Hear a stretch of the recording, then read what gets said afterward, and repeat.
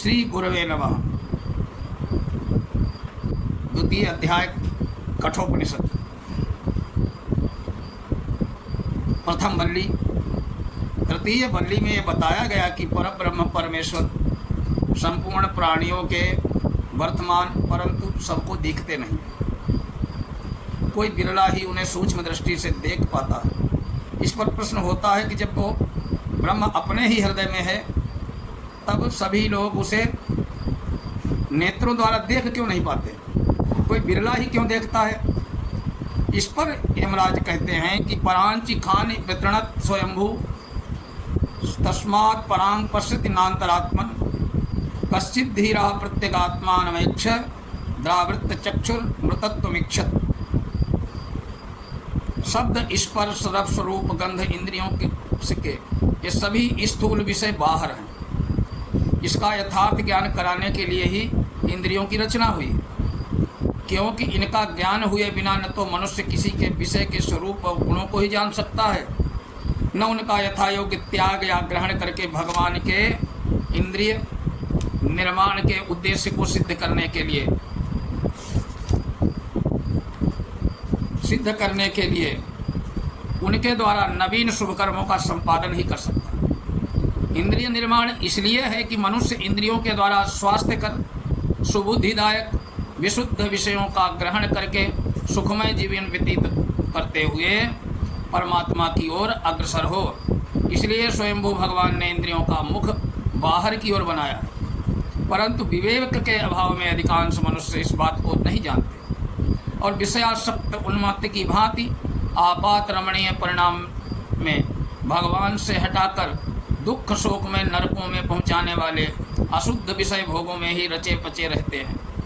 वे अंतर्यामी परमात्मा की ओर देखते ही नहीं। कोई बिरला ही बुद्धिमान मनुष्य ऐसा होता है जो सत्संग, स्वाध्याय, भगवत कृपा से अशुद्ध विषय भोगों की परिणाम दुखता को जानकर अमृत स्वरूप परमात्मा को प्राप्त करने की इच्छा से इंद्रियों को बाह्य विषयों से हटाकर उन्हें भगवत संबंधी विषयों में लगाकर परमात्मा को, अंतर्यामी परमात्मा को देखता है। पराचा कामाननुयन्ति बाला ते मृत्योर्वयन्ति वितस्तस्य पाशम अथ धीरा अमृतत्वं विदित्वा ध्रुवम ध्रुवम वेश्य न प्रार्थयन्ते। जो बाह्य विषयों की चमक दमक, आपात रमणीयता को देखकर उनमें आसक्त हुए रहते हैं, उनके पाने और भोगने की दुर्लभ या अमूल्य मनुष्य जीवन को खो देते हैं। निश्चय ही वे सर्वज्ञानव्यापी मृत्यु के पास में बंध जाते हैं। दीर्घकाल तक नाना प्रकार की योनियों में जन्म धारण करके बार बार जन्मते हैं, मरते रहे। परंतु जो बुद्धिमान मनुष्य हैं वे इस विषय पर गहराई से विचार करते हैं कि ये इंद्रियों के भोग तो जीव को दूसरी योनियों में भी पर्याप्त मिल जाते हैं। मनुष्य शरीर इन सबसे विलक्षण है। उसका वास्तविक उद्देश्य विषयोपभोग कभी नहीं हो सकता। इस प्रकार विचार करने पर जब ये बात समझ में आ जाती है कि इसका उद्देश्य अमृत स्वरूप नित्य पर ब्रह्म परमात्मा को प्राप्त करना है और वो इसी शरीर से प्राप्त किया जा सकता है, तब वे सर्वतोभाव से उसी की ओर लग जाते हैं। फिर वे इस विनाशशील जगत में क्षणभंगुर भोगों को प्राप्त करने की इच्छा ही नहीं करते। इससे सर्वथा विरक्त होकर सावधानी के साथ परमार्थ साधन में लग जाते हैं। येन रूपम रसम गंधम सत्तांश स्पर्शांश मैथुनान एते नैव जानाति किमत्र प्रशिष्यते एतत् वै तत्।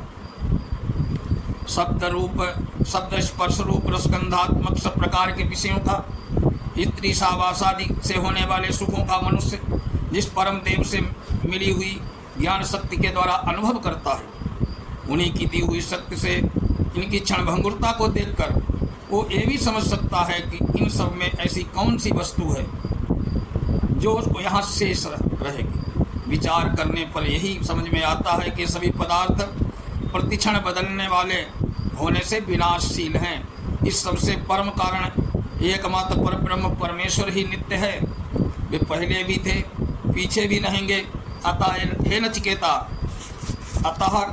नचिकेता, तुम्हारा पूछा हुआ वो ब्रह्म तत्व यही है जो सबका शेषी है, सबका पर्यवसान है, सबकी अवधि और परम गति है।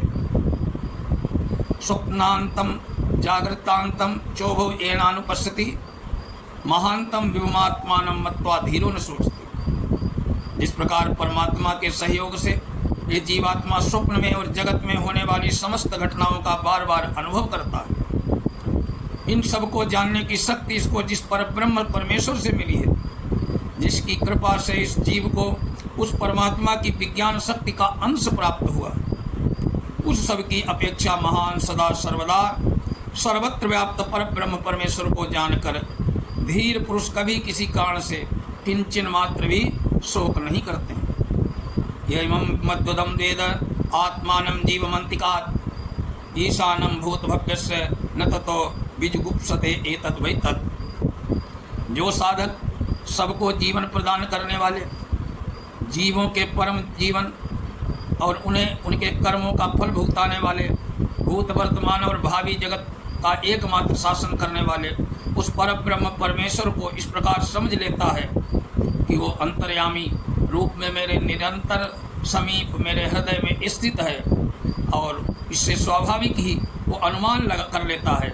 इसी प्रकार वे सर्वनियंता परमात्मा सबके हृदय में स्थित हैं। वो फिर उनके इस महिमामय स्वरूप को कभी नहीं भूल सकता, इसलिए वो कभी किसी की निंदा नहीं करता, किसी से घृणा या द्वेष नहीं करता।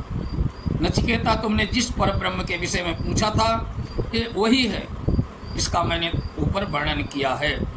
अब ये बतलाते हैं कि ब्रह्म से लेकर स्थावर पर्यंत समस्त प्राणी उस पर ब्रह्म परमेश्वर से ही उत्पन्न हुए, अतः जो कुछ भी है वो सब उन्हीं का रूप विशेष है, या उनसे भिन्न यहाँ कुछ भी नहीं है, क्योंकि उन संपूर्ण जगत में अभिन्न निमित्तोपादान कारण एकमात्र परमेश्वर ही है, वे एक ही रूप में अवस्थित हैं।